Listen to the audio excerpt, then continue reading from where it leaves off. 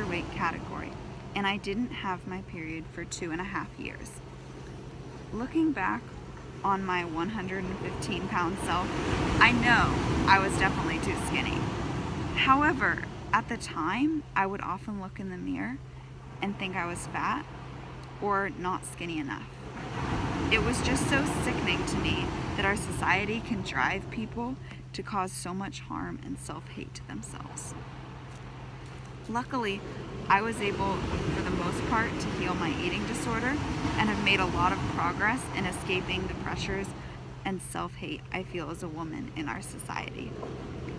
I feel my privilege from my more dominant social positions have really aided in my recovery process. Since I am part of a stable, privileged, middle-class family, my family has been able to give me lots of support and encouragement. If my family was disadvantaged and part of the lower class, it would be harder for them to dedicate time and energy to support me through this difficult time. They would need to spend more energy working to ensure that we had enough food to eat and a place to stay. We would also be living in a much more stressful situation due to the lack of stability. Also, the fact that this is my main social disadvantage and I am privileged in practically every other category gave me the time and energy to solely focus on recovery and empowerment in this category of my life. I took the time to really educate myself on where this social pressure to be skinny comes from and have empowered myself in knowing that I'm not going to be happy or healthy if I strive to look like the sexy models on the cover of magazines. For most of these images are photoshopped versions of women who are already underweight and have naturally thin bone structures. I think the journey to empowerment for targeted groups is ongoing and is tremendously aided if you are lucky enough to be part of other privileged social groups. Although I feel targeted as a woman, I feel my dominance in belonging to the white race gives me extreme privilege compared to women of color. Living in a society with such a racist history and so many racial stereotypes embedded into our culture, a society that oftentimes stacks the odds against minorities, I feel especially privileged to be white. In the writing The Complexity of Identity by Beverly Daniel Tantum, Tantum argues that the dominant know very little about the experience of the subordinates because the society is always showing the dominant experience, thus oftentimes limiting their knowledge of the subordinate's life to stereotypes. While in contrast, the subordinates are well informed of the dominant's lives due to their exposure in society and the media. In this sense, I won't even pretend I have a clue what it's really like to be a minority in the US. I have so many privileges in society simply because I was born white, and I'm honestly probably not aware of most of them. However, one privilege I do notice being white is how trusted I feel by society. With so many false stereotypes that connect minorities to violence and crime, people automatically do not trust them as much. Whether it be consciously or unconsciously, it happens all the time. One example where I feel trusted by society is in the airport, hence this luggage tag, which to me symbolizes my white privilege. Now you might be thinking, how does a luggage tag symbolize my white privilege? Well, when I go to the airport, I almost always get TSA PreCheck.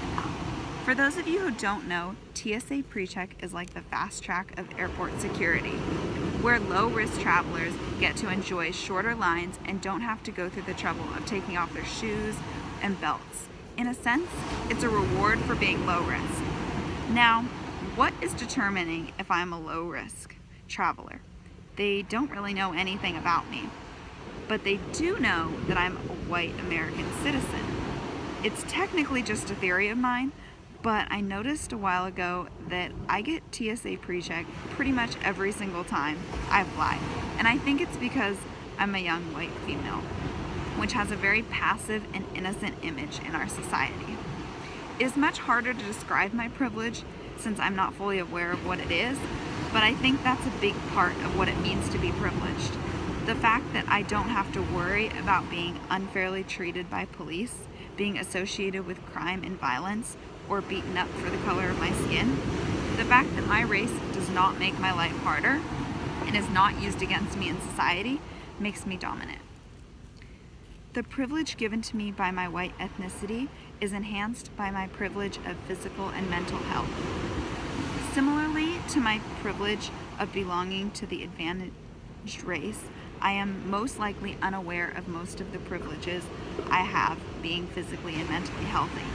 However, one area of my life I recognize this privilege in is my love for activity and exploring nature. I have always loved hiking, camping, exercising, rock climbing, and lots of other physical activities. I identify so strongly with these activities, and I can't imagine what it must be like not to have the physical ability to go for a hike. I would also not be able to enjoy these activities if I was not mentally healthy. I am so grateful for my mental health because it gives me the ability to learn and adapt to society and my surroundings. Therefore, I am able to keep myself safe and can go out and do things on my own, like hikes. I use my hiking boots to represent my mental and physical ability because I have the privilege to think of fun things like hikes when it comes to the category of mental and physical health, as opposed to the disadvantaged who have to worry about accommodations for disability, wheelchair access, being able to reach things, not having independence to take care of yourself, having people look at or treat you differently. My privilege here enhances my other privileges and gives me extra advantages in our society. It also makes me my disadvantage as a woman seem less significant compared to women who are disabled. Overall, raising my social position to be more dominant. In exploring these 5 social groups I belong to, a non-nuclear family, the middle class, women, whites, and physically and mentally abled, I discovered that although I belong to both subordinate and dominant groups, I feel more dominant and privileged in society. I feel my belonging to the middle class made up for the fact that I am not part of a traditional nuclear family. I feel that although I've had lots of struggles being a woman in our society, I have learned and started to overcome those struggles because of the support from my other dominant social categories, such as my belonging to the middle class, my white ethnicity, and my physical and mental ability.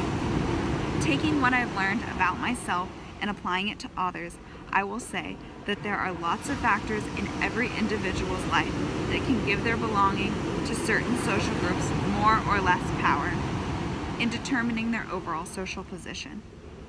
And overall, I feel that it is very important to reflect on our social status and be grateful for our privileges in effort to understand others' hardships. Thank you.